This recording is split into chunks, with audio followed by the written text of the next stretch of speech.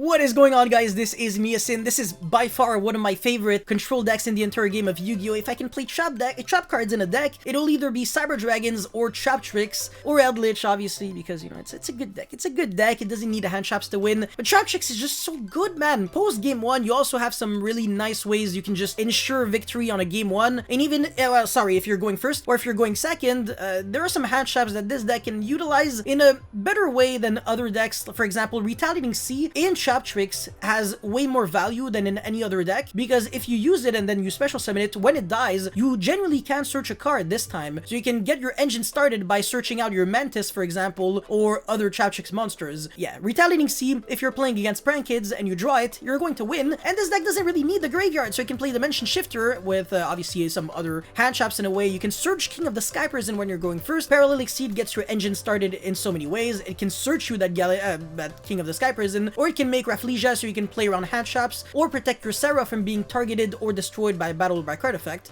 which is ridiculous. But before we get into the deck profile, make sure you like and subscribe. Really motivates me a lot to keep making videos like these, and let's jump right into it. So as you can see, I am playing 2 King of the Sky Prison.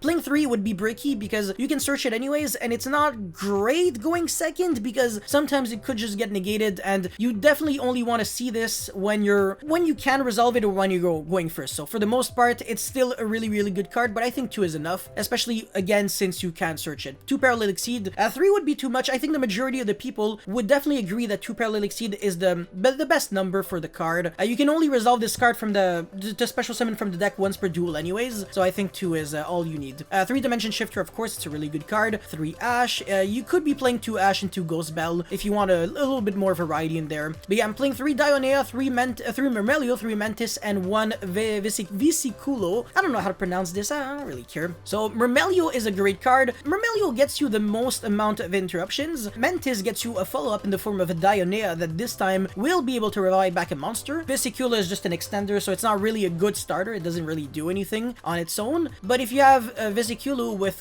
Dionea, it does combo. So if you haven't watched my combo video, make sure you do, because it's quite insightful, I want to say. And that's it for the monsters. I don't think you need anything else, and I don't think I forgot anything, but if I did, please let me know in the comment section. Anyways, the only spells that I'm playing are Pot of Prosperity. I am not playing Desires or like Extravagance would make no sense, and I'm not playing Double or Nothing. I think that package is garbage because you can easily kill your opponent with Gallant Granite searching you a rock and then triggering like a trap to summon King of the Sky Prison. You don't really need the Double or Nothing, and Pot of Prosperity is a pretty good card at ensuring that you get like a high quality starter, for example. But yeah, for the trap cards, I think this is like the most flexible. Always really changes depending on what is being played. But yeah, 2 Ice Dragon's Prison, I think it's a good card. It's not super good against everyone. Like against like Sky Striker, for example, you're kind of screwed because this card just doesn't really do anything. But it does allow you to revive back the Ray, so if you have something like, I don't know, a Bottomless on the Link monsters, you can Ice Dragon's Prison the Ray, or you can Gravediggers Hold the Ray, which is also really good. And the card is good. It allows you to out Dragoon if the Dragoon already used its effect, or if you have double Ice Prison or Ice Prison plus Strike, you can out Dragoon that way, which is decent. But yeah, for the trap holes, I'm playing 1 Bottomless, 1 Traptrix Trap Hole Nightmare, 1 Floodgate, and triple Gravedigger. I think Gravedigger is actually the better one because it stops hand traps, which are super popular at the moment, and I feel like they will keep being popular as well, as long as Konami keeps introducing ridiculously powerful cards in the metagame. And obviously 3 Torrential Tribute. Your Sarah is unaffected by your own traps as well, so when you Torrential, your Sarah doesn't die. Same thing I think with Rafflesia. I do not think Rafflesia does not die to your own Torrential Tribute either, so your turn 1 sometimes can just not even lose to Torrential, which is great. Shadebreaking Dean, if you draw this going first with any Traptrix monster, I want to say it's like a 95% chance that you win, because the card advantage that you get with the rank 4 and the Sarah is just too much. And Imperial Order, because you don't need spells.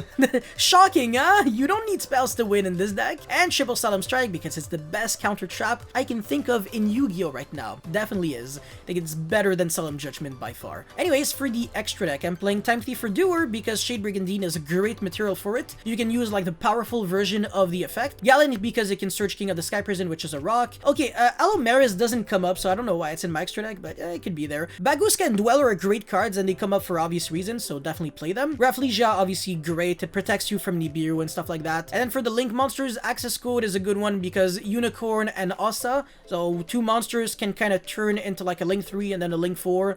Celine wouldn't really make too much sense, even though this is a spellcaster. You're not really fueling the spells for Celine, so unless your opponent has the spell cards, you wouldn't be able to really go for Celine, but if you can fit in the Celine by maybe cutting the Alumeris, it could be good. BLS Link, how often does it come up? I mean, when I used to play Crackdown, it was really good, but I guess King of the Sky Prison is a level 10, so it does allow you to summon the powerful version of the BLS instead of just like the semi-vanilla BLS. But even the normal version of BLS is still great. But obviously, if you use like a level 7 or higher, this BLS, after maybe attacking one monster and gaining 1500 attack, some decks might just not have outs. Like Sky Striker, can't really think of like too many ways they can out the BLS outside of like Nin Girsu and an Access Code that has 5300 attack. I can't really think of anything, honestly. But yeah. And then obviously I'm playing the Ossa. It's a good card. You can crash it and search Pankratops on game 2. There's also Kularia, which never came up for me. I don't think it's too great. And Triple Sarah, which is just a no-brainer. This card always comes up, and the third copy actually comes up sometimes. You'll be shocked. But now for the idea section, this is looking more and more like a side deck because I have a lot of game 2 and game 3 cards in it. But yeah, Nibiru, Pankratops, which is searchable in the deck, so it has even more value. It's an Earth. Phantasme, obviously. Artifact Scythe with Artifact Sanctum. So on game 2 and 3, if your opponent goes like Lightning Storm or Duster, if you can chain like Sanctum, different dimension ground, and stuff like that, you only feel like the repercussions because it's a lingering effect anyway, so you don't really need like the Sanctum as it is. And if your opponent already had monsters on the field when you used it, or like other cards, the Sanctum will actually trigger to destroy one card on the field, which is great. But yeah, Ecclesia, if you want to play Nadir Servant package, which I actually don't recommend, I don't think it's great, but Ecclesia on its own is actually not that bad. It's just that I don't want to go for punishment and then get myself locked out of using the extra deck, because the follow-up of this deck is super aggressive. Once you start making rank 4s, you get the ball rolling and you start winning from there. You're not really trying to go for like a super long-term grind game. That's not a strategy that Traptrix is trying to use at the current moment. I think that was like the very old strategy, like Mystic Mine, Metaverse, and all that bullshit, but now the deck has evolved past that point. And as I said, Retaliating Sea is great at searching your insects, which includes Mantis, but it doesn't include Dionea and Myrmelio because they have too much attack, and Dionea is a plant. And actually, this is a plant, so you can't search it off of Retaliating Sea. Anyways, Artifact Deck does another card to counter Lightning Storm, Harpy's Feather Duster, etc. Because if your opponent uses the card, you can just chain Dagda and then set Scythe, it gets destroyed, and use Special Summon it back. Summoning Curse, if you watch my review on the card, great card, it's really good. I really recommend testing it out. Mischief of the Domes, again, another card at dodging Lightning Storm, Twin, and those annoying cards. If you resolve this against Virtual World, even if you get dustered, you get one free pass. Like you are free, like you're surviving for one turn, because their Virtual World monsters just won't be able to do too much. Like they have to rely on making like the Tzolk'in and Crystal Wing, but they can't do anything else. Like they have Chuche, Crystal Wing, that's it. But yeah, it definitely helps out a lot at staying in the game. And obviously Imperm, which is not a card that I want to play in the main deck because it clashes with Shade Brigandine. You use a trap card on turn 0, and then when you top deck Shade for turn, you realize that you have a trap card in your grave, so you can't use it. Same reasoning for Treacherous, and I think there was another card. Evenly, but it's not the end of the world. It's fine, whatever. Artifact Sanctum, yeah, I already explained that.